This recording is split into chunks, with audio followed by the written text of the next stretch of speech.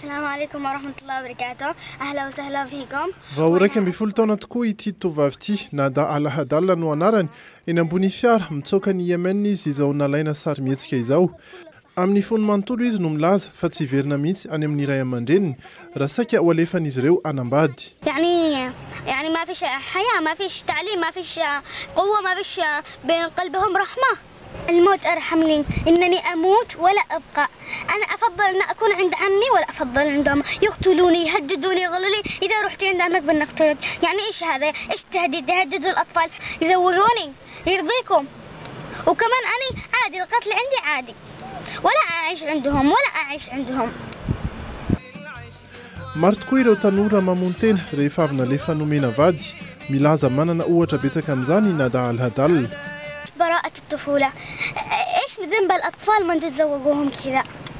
يعني مثلا أنا بحل مشكلتي صح؟ بس بعض الأطفال براءتهم ما يحلوش مشكلتهم.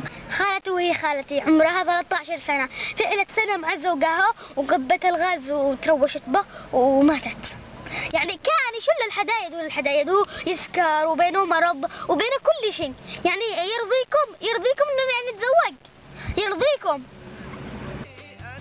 Ny tena loza dia tsy voararan'ny lalàna izao karazana pédophilie izao, tsy voafetra mantsy eto Yemen ny taona kely indrindra idirana amin'ny fanambadiana. Raha nitatitra farany avy amin'ny firenena mikamana dia natsasa manilana ireo ankizivavy eto Yemen dia lasa manambady alohan'ny faha 18 taonany avokoa.